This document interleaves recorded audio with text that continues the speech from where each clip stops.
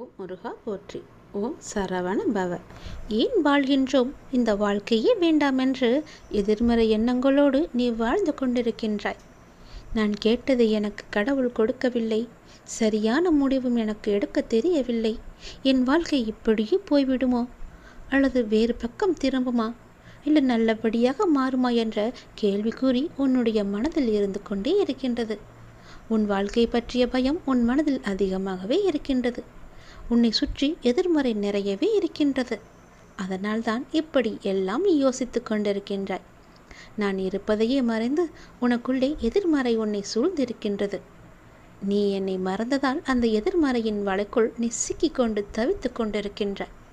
அந்த எதிர்மறையை நீ வேரோடு அழிக்க வேண்டுமென்றால் நீ என்னை முழு மனதோடு மனதார நம்பிக்கையோடு என் பெயரை சொல்லி அழைத்து கொண்டே இருக்க வேண்டும்.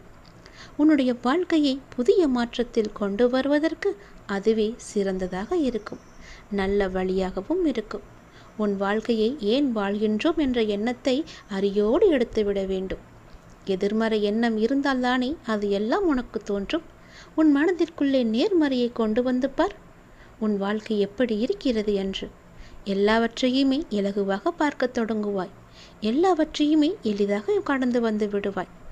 இந்த வாழ்க்கை என்ற புத்தகத்தில் பல சுவாரஸ்யமான பக்கங்களை நான் வைத்திருக்கின்றேன். அதில் உனக்கு இதுவரை கிடைத்தது துன்பமாக இருக்கலாம், இன்பமாகவும் இருக்கலாம். ஆனால் இனி வரப்போகும் காலம் உன் வாழ்க்கையில் மிக சுவாரஸ்யமான பக்கங்கள் நிறையவே இருக்கின்றன. அதை நீ திரும்பி பார்த்தால்தான் தெரியும். அதை நீ பயணித்தால் தானே தெரியும். பயணிக்காமலேயே என்னுடைய வாழ்வு இப்படியே போய்விடுமோ என்ற பயத்துடன் நீ வாழ்ந்து வந்தால் வரும் சந்தோஷத்தையும் நீ இழந்து விடுவாய். வரும் சந்தோஷத்தை இழந்துவிட்டு அதே துன்பத்திலேயே நீ சிக்கிக்கொள்வாய். வேண்டாம். உன் அப்பா உன்னுடைய நன்மைக்காக சொல்கிறேன். உன்னுடைய வாழ்க்கை உன் கையில் தான் இருக்கின்றது. யாரிடமும் எதிர்பார்க்காதே எதையுமே.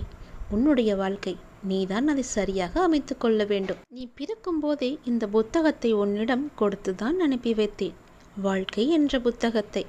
அதில் நீ பாதியளவு கடந்துவிட்டு பாதியை மட்டும் படித்துவிட்டு மீதியை பார்க்காமல் போனால் எப்படி? அதில் இன்னும் எத்தனை சந்தோஷங்கள் காத்திருக்கின்றன. அதை நீ உணர்ந்தாயா இல்லையா? அதை உணர வேண்டுமென்றால் அந்த புத்தகத்தை நீ முழுவதுமாக படித்துதான் ஆக வேண்டும். நீ பிறக்கும் போதே கொடுத்த புத்தகம் உன்னுடன் வந்து கொண்டுதான் இருக்கும். கொஞ்சம் பொறு. பல மகிழ்ச்சியான தருணங்கள் அதில் இருந்து கொண்டிருக்கின்றன. அதை நீ புரட்டிப்பார். எதிர்காலத்தின் நன்மைகள் அதில் பல அடங்கி இருக்கின்றன. உன் வாழ்க்கை உன் கையில் நான் ஒப்படைத்து விட்டேன். உன் வாழ்க்கை என்ற புத்தகத்தையும் உன்னிடம் ஒப்படைத்து விட்டேன். அதை நீ சரியாக பயன்படுத்துவதும் படிப்பதும் உன்னுடைய கையிலே இருக்கிறது.